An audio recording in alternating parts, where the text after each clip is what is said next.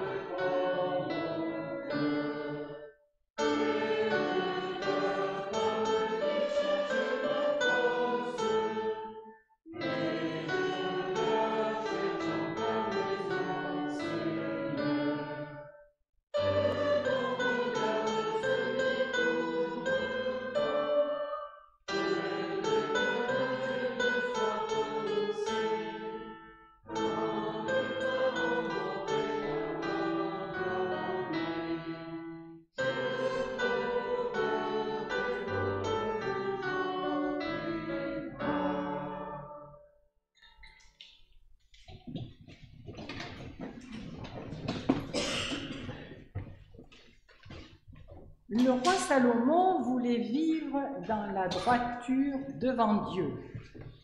Et voici que Dieu lui demande « Que veux-tu que je te donne ?» « Donne-moi la sagesse. » C'est de cette sagesse que nous tirons aujourd'hui ces quelques proverbes qui nous serviront de loi. Le sage réfléchit et accepte les règles. Le sot parle, bavarde et se perd. Celui qui cligne de l'œil pour tricher sème la souffrance. La bouche des mauvaises gens cache la violence. La haine réveille les querelles, mais l'amitié oublie tous les affronts.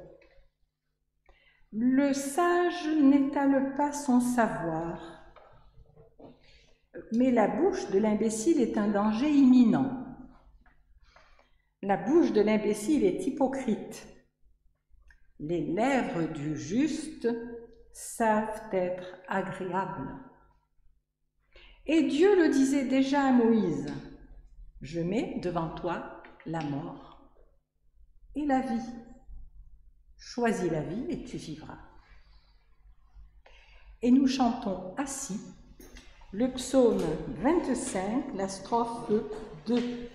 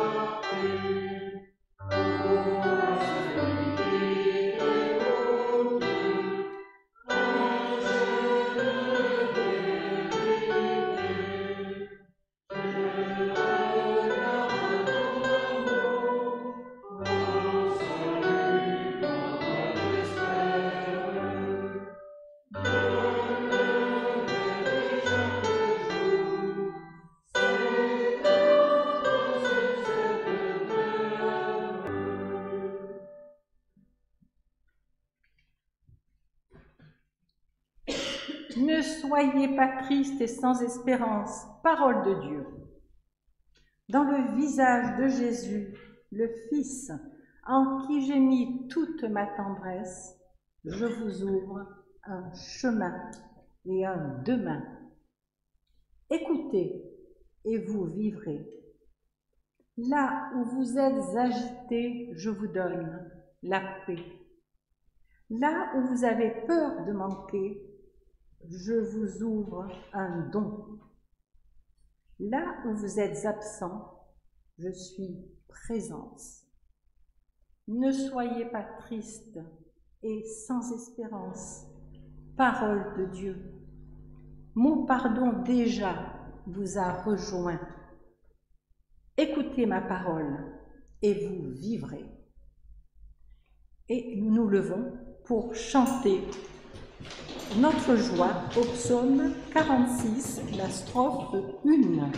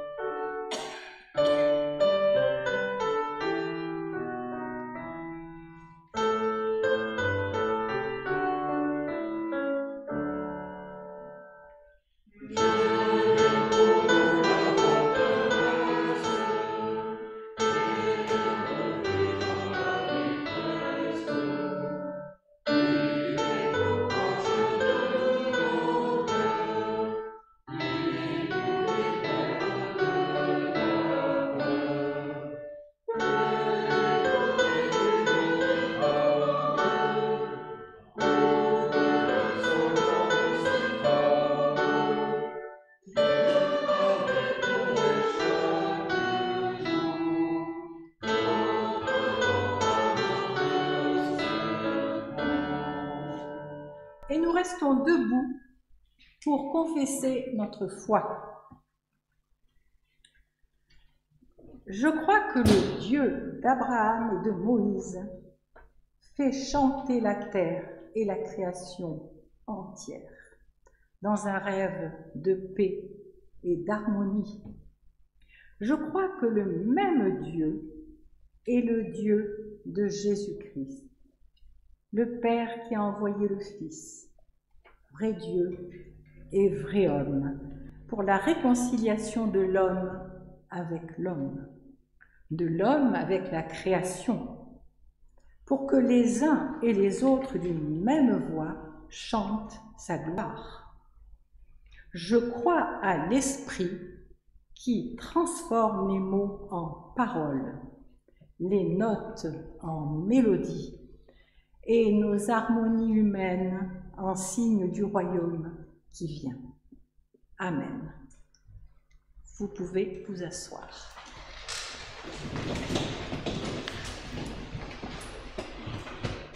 Avant d'ouvrir l'Écriture, comme il est d'usage, nous allons prier pour que toute autre voix se taise. Et nous allons prier en chantant que la parole est à Dieu. Au cantique 22, 09, et à la page 265, nous chanterons recueillis et assis.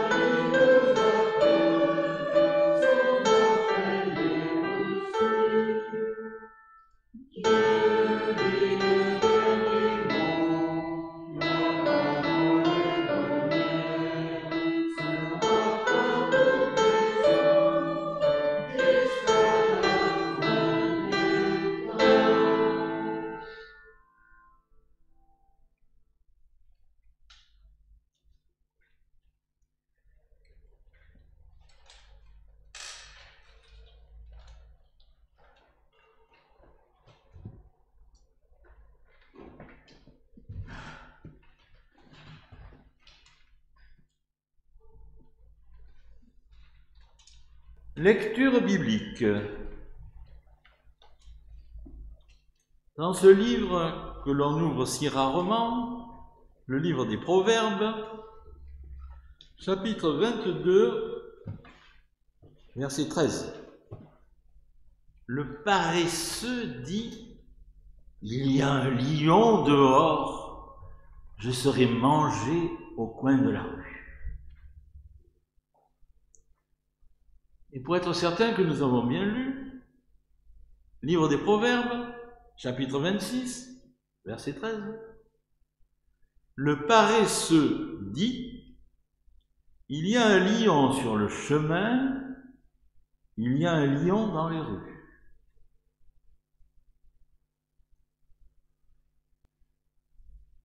Dans le livre de l'Apocalypse, au premier chapitre, les versets 17 à 19.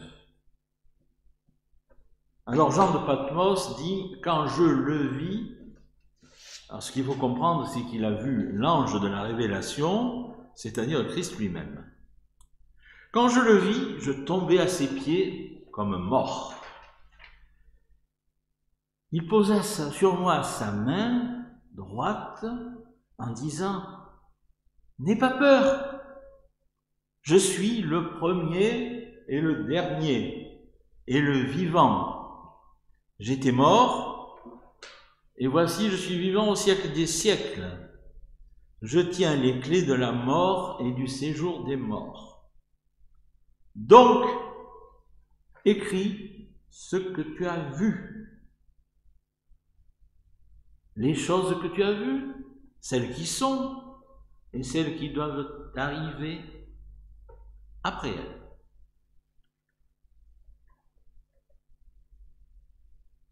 Et avant de tenter de commenter ces textes, nous allons chanter, toujours assis, au cantique 45-20, les trois strophes.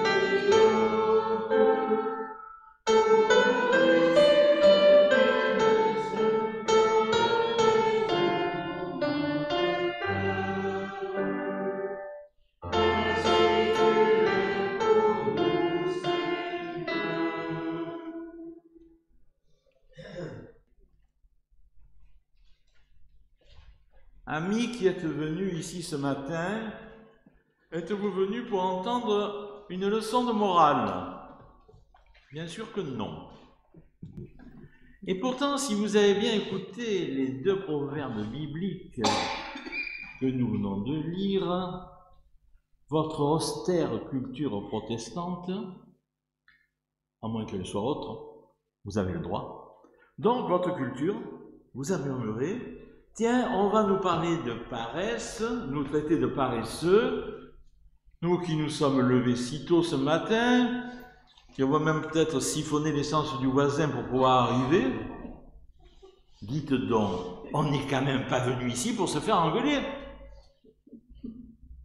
Alors, rassurez-vous tout de suite, telle n'est pas mon intention.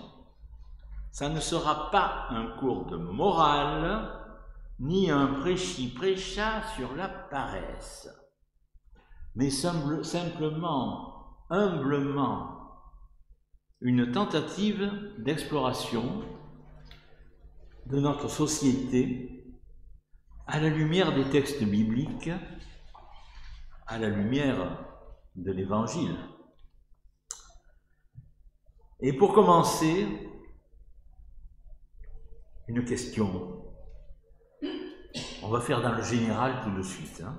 À votre avis, qu'est-ce qui mène le monde? Et alors, protestants d'origine ou autres, vous me répondrez, je vous vois venir, l'argent. Ah. La réussite sociale. L'orgueil. Remarquez que tout ça, ça va ensemble. Ah, les plaisirs physiques. Ah, s'éclater comme une bête à Ibiza avec Neymar.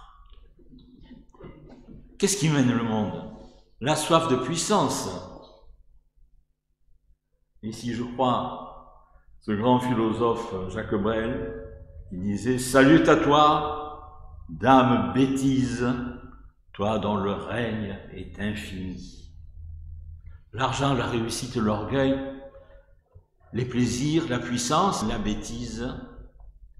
Et chacun de vous aura raison. Aura raison, mais juste un tout petit peu dans son coin. Car ce qui règne sur le monde, vous avez le droit de ne pas être d'accord, mais ce qui le conduit dans sa marche chaotique, c'est avant tout la peur. La peur qui est omniprésente dans la Bible, du début à la fin, de la Genèse à l'Apocalypse. Tenez, si je n'avais pas peur de lasser, je ferais un catalogue. Oh oui, je vais le faire quand même. Catalogue de la peur. Car la Bible est une bonne compagne. Genèse 3, 10. Le Seigneur Dieu appela Adam. « Où es-tu » L'homme dit « Je t'ai entendu, je me suis caché, j'ai eu peur parce que je suis nu. »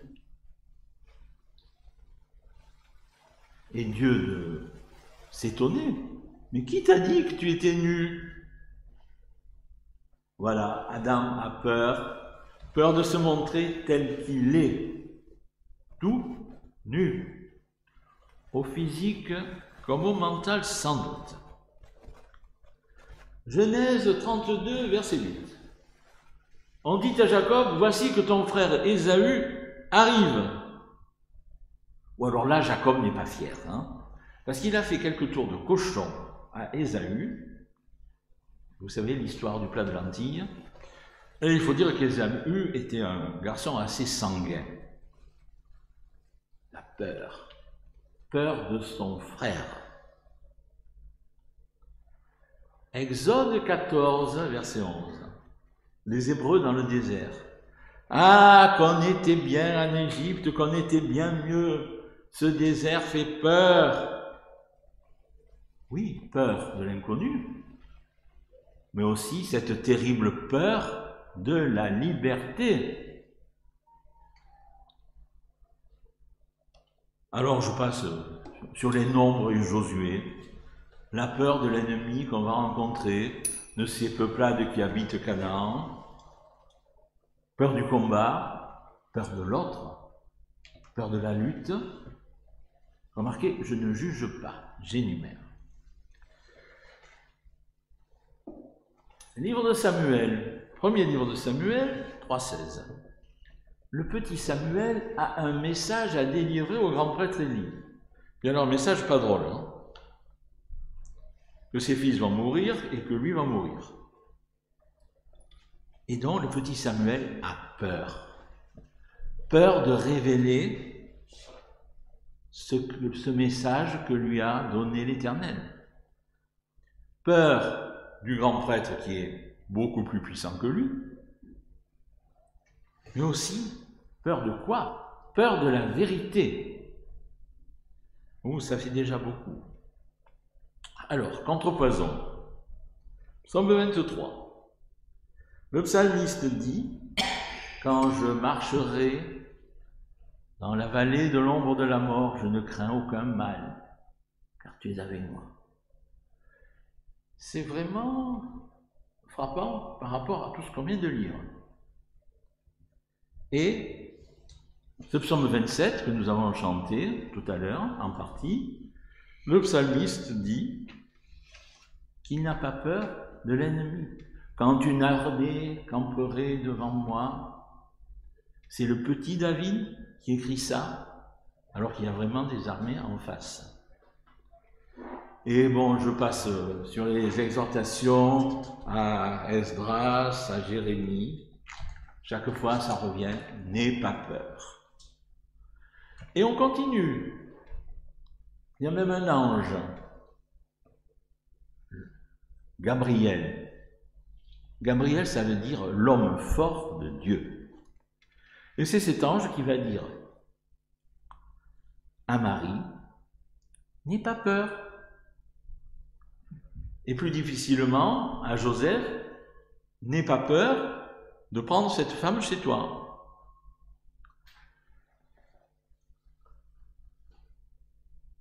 Évangile de Marc, chapitre 6. Jésus n'est pas dans la barque. Et il s'avance vers la barque en marchant sur l'eau. Alors il y a de quoi avoir peur. Et les disciples ne s'en font pas faute. Mais Jésus leur dit, non, je ne suis pas un fantôme. N'ayez pas peur. Et alors sur cette même mer, alors là Jésus est dans la barque, mais il dort. Et les disciples ont encore peur. Peur parce que la tempête s'est levée. Et Jésus, réveillé, va dire simplement ces trois mots au vent et à la tempête. Silence, tais-toi. Allez, je finis cet interminable catalogue de morceaux choisis avec notre verset d'Apocalypse 1, 17. N'aie pas peur, mais je vais te dire pourquoi tu n'as pas peur. Parce que je suis le premier et le dernier. Résumons. La peur est la plupart du temps justifiée. Et vous le voyez, elle entraîne des conséquences qui, à première vue, ne sont pas dramatiques. Elle entraîne la réserve dans les paroles, elle entraîne la timidité, l'impossibilité de dire ce que l'on devrait dire, quitte à se repentir après. La peur entraîne l'impossibilité d'affronter, tel Adam ou Jacob, les conséquences de ses propres actes. Oh, j'allais dire, la peur est l'ennemi du courage. Mais si je dis ça, d'abord, c'est pas toujours vrai, et ensuite, ça me fait retomber dans le cours de morale que j'ai décidé de ne pas faire. Alors, pour éviter cet écueil, et pour essayer de comprendre un peu mieux, cherchons l'éclairage des proverbes, non pas ceux de la morale populaire, mais ceux beaucoup plus puissants de la Bible. Autre morceau choisi que ceux que j'ai dit tout à l'heure, au chapitre 13, le paresseux a des désirs qui n'aboutissent pas. Plus loin, le chemin du paresseux est un chemin d'épines.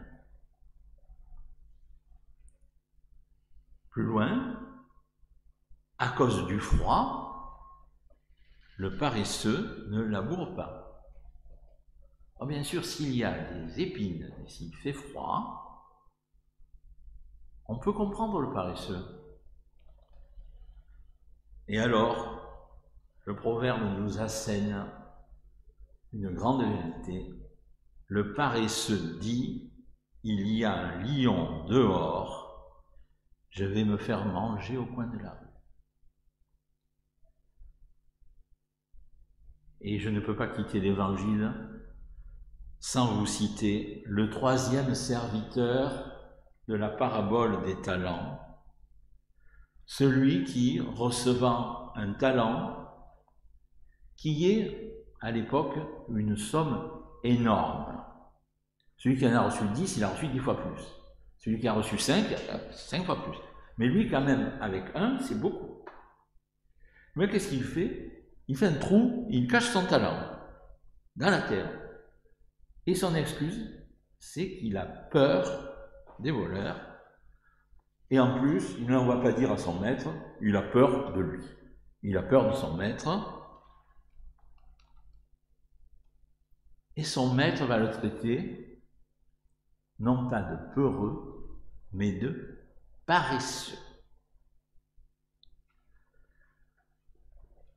Vous le voyez, sans que j'ai besoin d'argumenter davantage, peur et paresse, paresse et peur sont indissolublement liés, sans que l'on sache parfois si c'est la peur qui engendre la paresse ou la paresse qui engendre la peur.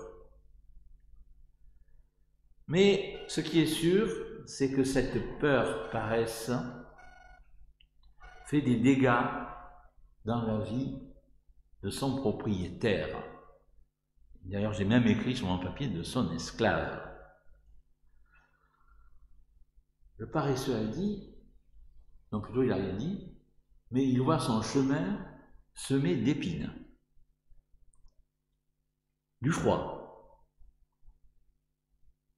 C'est vrai, les épines ça existe, le froid ça existe.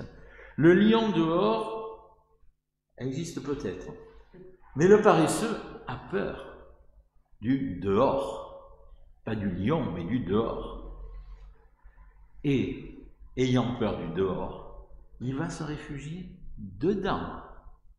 Dedans, c'est-à-dire chez soi, en lui-même, loin de toute initiative, avec plein de bonnes raisons, la réserve de bonne aloi. C'est vrai, on le dit aux petits-enfants. Fais pas de bruit.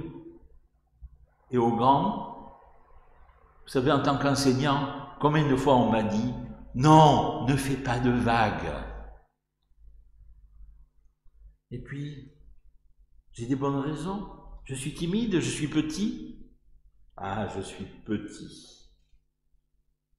Croyez-moi, si les grands sont redoutables, personnellement, je pense que les petits sont encore pires quand ils cherchent à culpabiliser ceux qui n'ont pas peur de faire quelque chose et qui le font.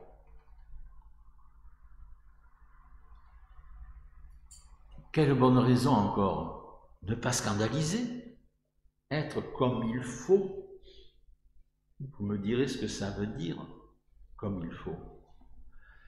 Et voilà que celui qui nous enseigne la morale dont je ne voulais pas parler, ce n'est pas le prédicateur du jour, mais c'est le paresseux. C'est le paresseux qui vous fait un cours de morale.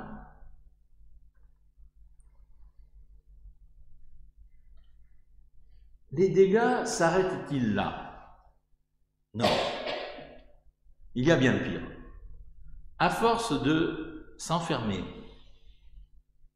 cet enfermement va engendrer la violence. À force de refuser tout ce qui est dehors, on va le prendre en horreur et le diaboliser au sens propre. Le diable, le diabolos, c'est celui qui sépare. Le contraire du symbole qui rassemble. Et donc le diaboliser, ça va devenir le grand Satan. Et la conséquence, c'est le pouvoir personnel. la dictature, l'absolutisme, l'absence de tout dialogue. Et pour faire court, en un mot, c'est la Corée du Nord. Ou si vous préférez, la secte, mais c'est la même chose. Et ainsi, protégés des ennemis du dehors, on se retrouve face à ceux infiniment plus redoutables que sont les ennemis du dedans. Ennemis du dedans, conviction qu'on est seul à avoir raison. C'est le parti unique. Orgueil, détestation des autres, détestation de l'autre. Donc, in fine, la peur, paresse, engendre la violence. J'ai entendu il y a peu un commentateur militaire, le colonel Servan, dire cette phrase que j'ai beaucoup aimée. Là où il y a peur, il y a violence. Là où il y a peur et violence, il n'y a plus de place pour l'intelligence. Et on va vivre dans la nuit noire, sans même la force, ni même le désir de pousser un cri, un appel au secours. Alors, tout est noir, il n'y a plus d'espoir.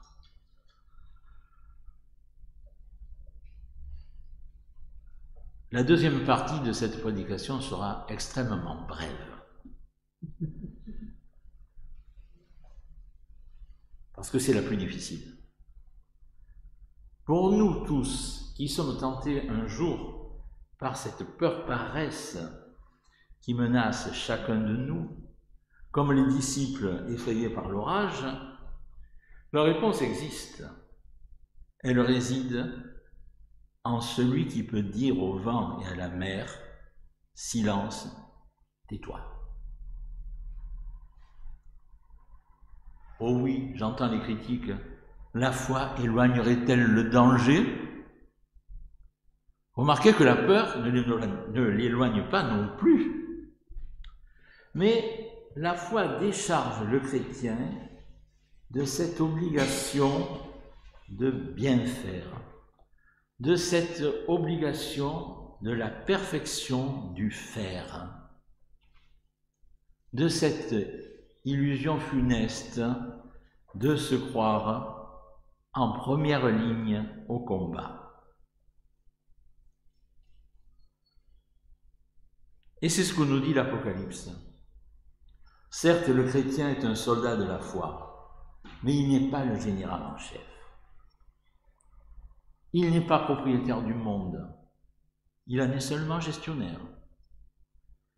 Et que s'il y a une gloire à tirer d'être chrétien, ce n'est pas sa propre vaine gloire, mais la gloire simplement d'être aimé par le Père, accompagné par le Fils et animé par l'Esprit.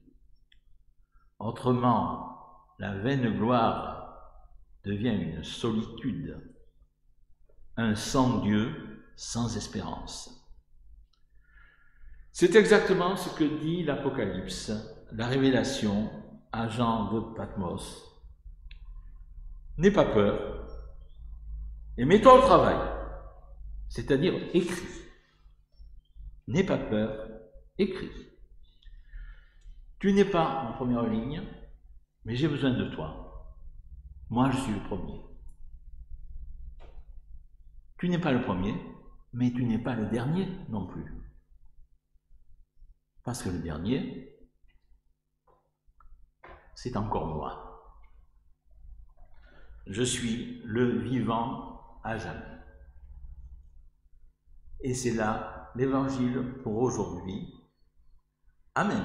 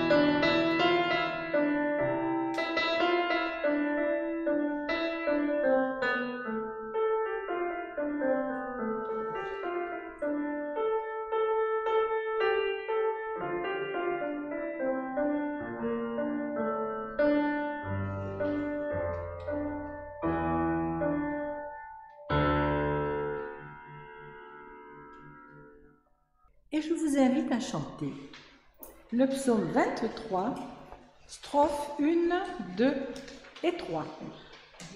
Debout, bien sûr.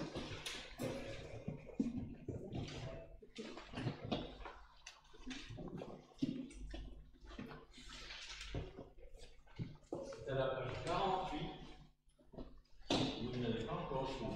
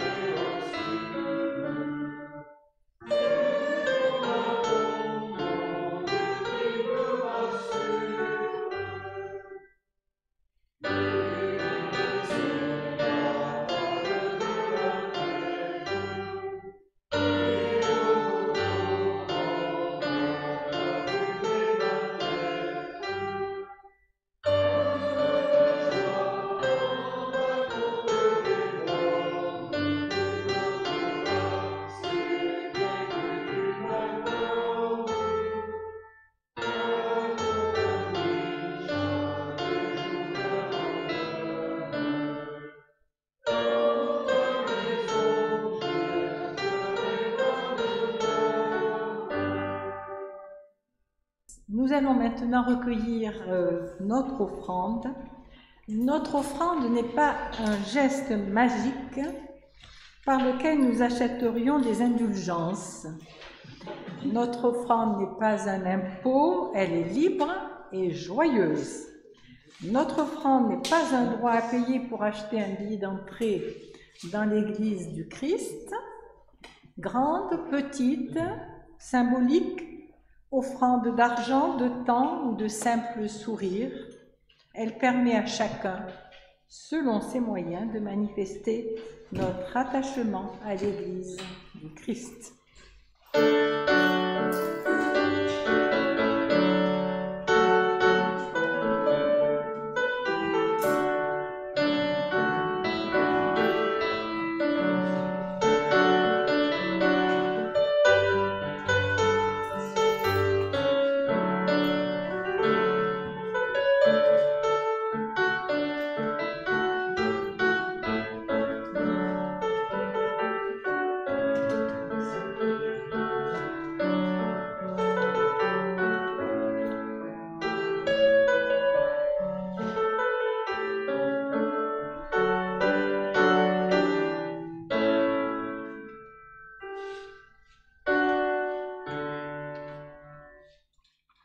Père, accepte notre offrande joyeuse et libre, mais surtout l'offrande de nos cœurs et de nos volontés.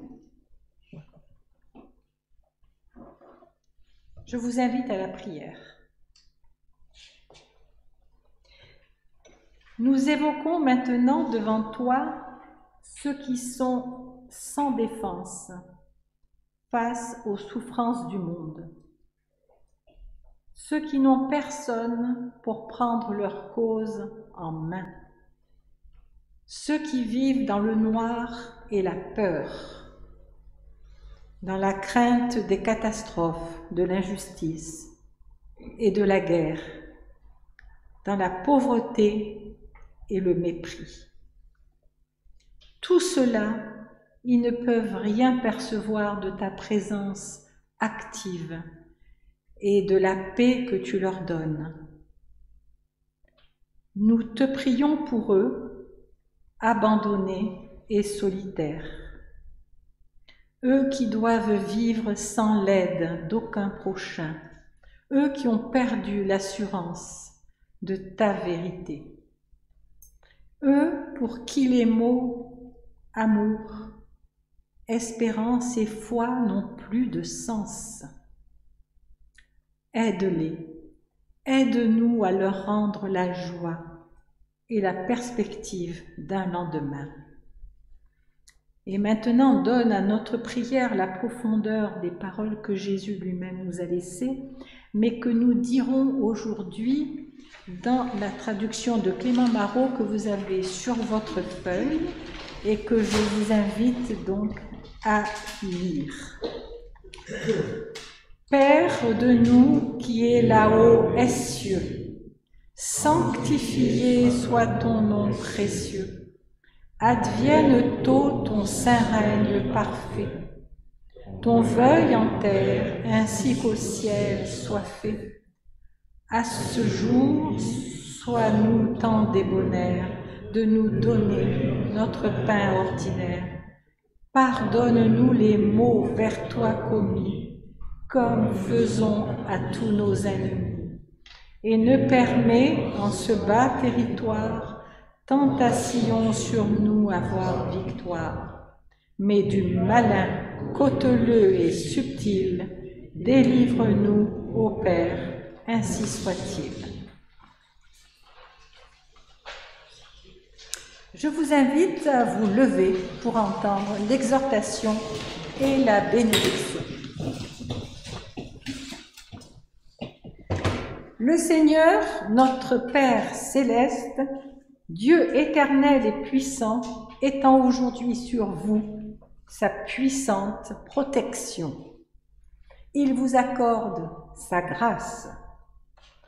Aussi, vous ne redouterez aucune chute. Vous n'aurez peur d'aucun danger. Il vous gouverne, il vous dirige lui-même dans vos actions. Ainsi, vous ferez constamment ce qui est droit à ses yeux par Jésus-Christ, notre Seigneur. Allez dans sa grâce, allez dans sa paix, allez dans sa joie. Amen. Et nous chantons le psaume 121, les strophes 1 et 4.